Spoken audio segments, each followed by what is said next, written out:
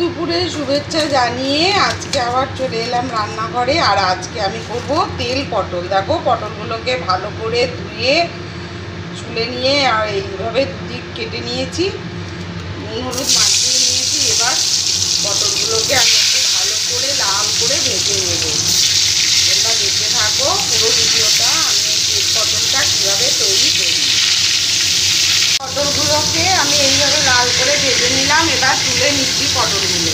পটল ভাজা তেলে দিয়ে দেবো একটা পেঁয়াজ বাটা।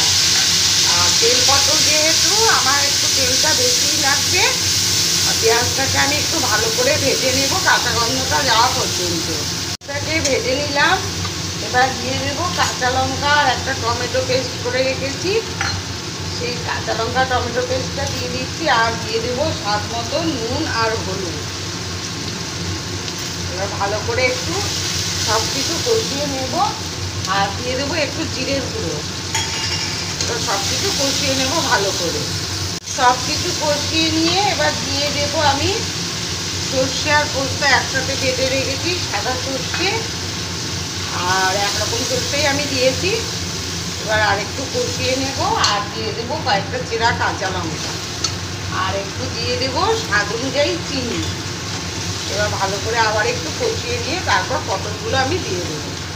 সব কিছু দেখো কষিয়ে নিয়েছি। এবার ভেজে রাখা পটলগুলো দিয়ে আবার মশলার সাথে একটু কষিয়ে নেব। তারপর আমি জল দিয়ে দেবো পরিমাণ মতো।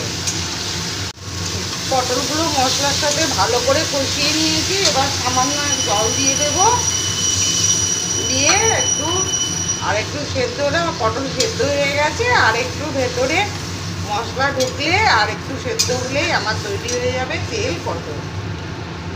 তৈরি হয়ে গেল আমার তেল পটল। দেখো এইরকম করে আমি তেল পটল তৈরি করলাম। তোমরা